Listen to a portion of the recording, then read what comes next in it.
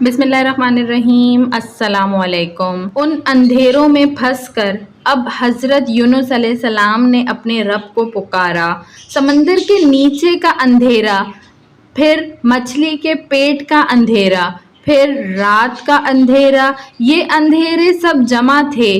آپ مچھلی کے پیٹ میں جا کر پہلے تو سمجھے کہ میں مر گیا، پھر پیر کو ہلایا تو یقین ہوا کہ میں زندہ ہوں۔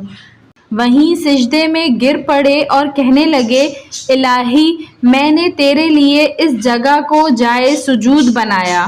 آپ نے سمندر کی تہہ کی کنکریوں کی تسبیح سنی اور خود بھی تسبیح کرنی شروع کر دی۔ لا الہ الا انت سبحانک انی کنت من الظالمین۔ حضور صلی اللہ علیہ وآلہ وسلم فرماتے ہیں، جب حضرت یونس علیہ السلام نے یہ دعا کی تو یہ کلمات عرش کے ارد گھومنے لگے۔ فرشتے کہنے لگے، بہت دور دراز کی یہ آواز ہے، لیکن کان اس سے پہلے آشنا ضرور ہیں۔ آواز بہت ضعیف ہے۔ جناب باری نے فرمایا، کیا تم نے پہچانا نہیں؟ انہوں نے کہا، نہیں۔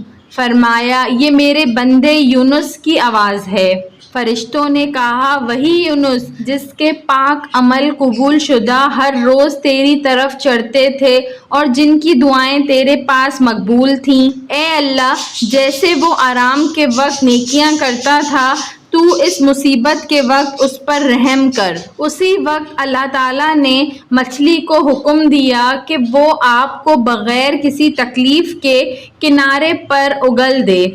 جو بھی مسلمان جس کسی معاملے میں جب کبھی اپنے رب سے یہ دعا کرے، اللہ تعالیٰ اسے ضرور قبول فرماتے ہیں۔